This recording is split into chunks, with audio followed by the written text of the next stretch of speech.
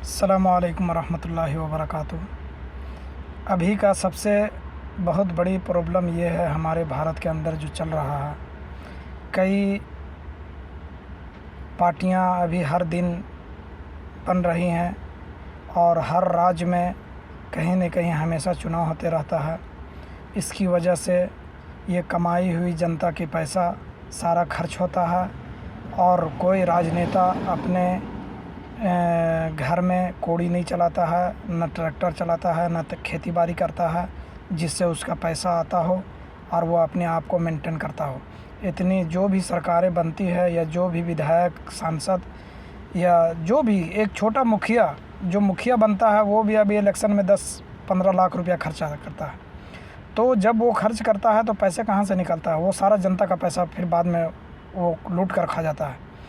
ये बहुत ही चिंता के विषय है और बहुत ही ये गंभीर बात है जो भारत में हर दिन ये भारत के लोगों को परेशान और दिक्कत का सामना करना पड़ रहा है। जब हमारे सेंट्रल के गवर्नमेंट मोदी जी आए थे तब उन्होंने जन धन योजना लागू किए थे कि हर व्यक्ति को खाता खुलवाना है और 15 लाख की वादा किए थे।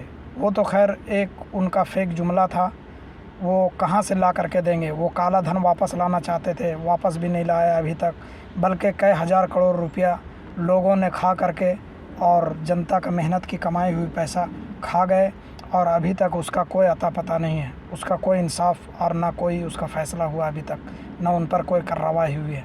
बल्कि उनको और भी कई तरह के योजना, बड़े बड़े कंपनियां उनके साथ शामिल हो गई है।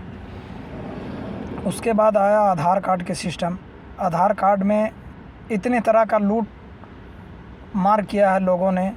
जो भी लोग बना रहे थे, आधार कार्ड सेंटर बनाए हुए थे, लोगों से उस टाइम 100, 200, 150 रुपया ले करके आधार कार्ड बनाए और जल्दी में उन्होंने किसी का नाम गलत किया, किसी का डेट ऑफ बर्थ गलत किया।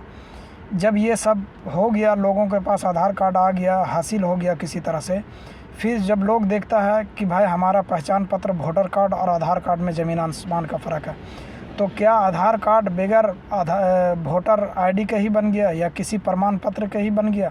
फिर डिफरेंस क्यों? ऑपरेटर लोगों ने ऐसा गलती किया और हमारे सेंट्रल सरकार हर दिन उसकी वजह से कोई न कोई नई कानून और नई पेपर की मांग करता है, जिसके वजह से वो अभी तक सुधार नहीं हो पाया है लोगों का। बहुत सा लोगों के ऐसे जितने भी आईडी हैं सब डिफरेंट नाम और डिफरेंट डेट ऑफ बर्थ का है। तो जब एक डिजिटल इंडिया बन रहा था तो डिजिटल इंडिया का क्या फ़ायदा हुआ हम लोगों का? और नुकसान हुआ और परेशानी हुई। जो भी योजना लागू किया उसमें हर पब्लिक के भारत के 500 से 1000 रुपया तक का नुकसान हुआ उस आईडी को हासिल करने में। जब ये गैस चूल्हा दे रहे थे उस टाइम भी लोगों को गैस सिलेंडर और चूल्हा मिला, उसमें भी लोग किसी न किसी तरह पैसा भुगतान किया। किसी को कोई चीज़ आज तक फ्री नहीं मिला। और महंगाई तो कम होने की बात ही नहीं है। क्यों? उसकी वजह यह है कि जितने भी हमारे सेंट्रल सरकार में मंत्रियां और हमारे राज्य सरकार के मंत्री, विधायक और सांसद जो भी हैं, मुखिया, जिला के अधिकारी, कुछ उनकी इतनी ज़्यादा सिक्योरिटी और इतनी ज़्यादा फैसिलिटीज़ हैं कि ये सब हमारी मेहनत की कमाई हुई पैसे से ही सारा व्यवस्था उनका दिया जाता है। तो हम कैसे समझें कि हमारा भारत तरक्की को ओर जाएगा या जा रहा है? जाने का तो कोई बात ही नहीं हो सकता। अब तो ये भारत का बस आगे क्या होगा ये हम तो नहीं बता सकते हैं। आप सब लोग इसके बारे में चिंता करें और सब लोग फ़िक्र करें। आगे इससे भी बुरा हाल होने वाला है भारत का। जो भी लोग आते हैं वो सब यही कहते हैं कि हम भारत को बना देंगे, लेकिन कैसे बनाते हैं आप खुद देखें। जो भी सरकार बनती है पहले वो इलेक्शन के बाद, जीतने के बाद 4 साल वो अपने मस्ती में मस्त रहता है। अगर देखता है कि किसी चीज़ पर कोई विपक्ष या और भी कोई आदमी सवाल उठा रहा तो कोई ऐसी कानून लगा देते हैं, ऐसी कानून लागू कर देते हैं जिससे पूरे जनता रोड पे आ जाता है। और रोड पे आने के बाद उनकी दिमाग और ध्यान बढ़ जाता है कि जैसे आप खेती में खेत करने गए हैं, अभी आपको कादो करना है धान बोआई करने के लिए, आपका थोड़ा पानी है। अब आप इस चिंता में हैं कि अगर हम जाते हैं तो पड़ोसी उतार लेगा, उसका पानी कम है, और आपको मजबूरी है, आप कितना देर वहाँ बैठे रहेंगे, आपको वापस आना ही पड़ेगा घर। तो जब जैसे आएंगे उसको काट करके और 2 घंटा खोल देगा, उसका पानी पूरा हो जाएगा, आपको बांध देगा वो इस तरीके से कि पता भी नहीं चलेगा। आप ये सोचेंगे कि भाई हो सकता है सूख गया हो रात भर में। तो इस तरह की मामला है, और महंगाई कम होने वाली नहीं है, कंट्रोल होने वाली नहीं है, ये दिन ब दिन बढ़ता जाएगा। जैसे पाकिस्तान का हाल है अभी और बांग्लादेश का हाल है, उसी तरह भारत का होने वाला है, और भारत का भी वही हाल होगा।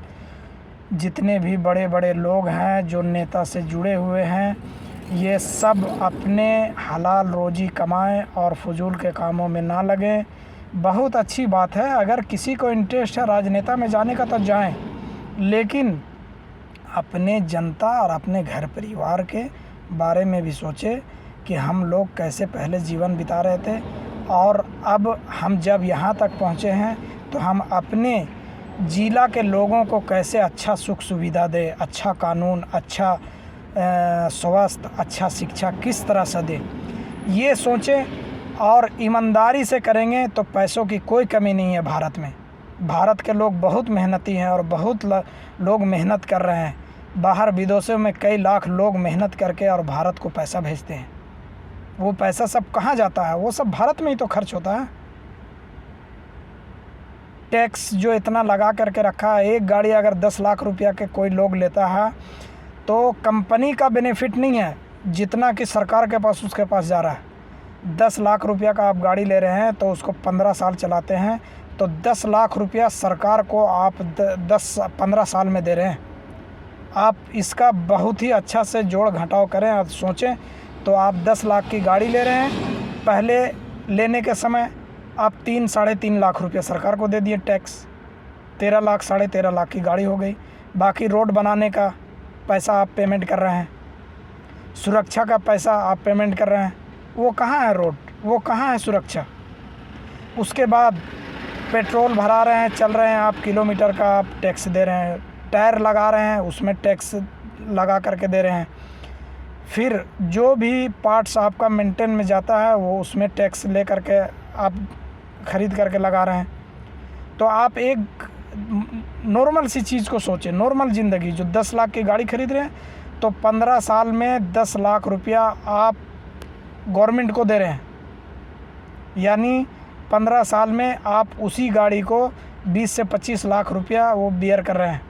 ये सब के साथ ऐसा है, आम जिंदगी में, खाने पीने, पहनने, चलने, हर चीज़ में, पढ़ाई में, बीमारी में, हर चीज़ में ये हाल है।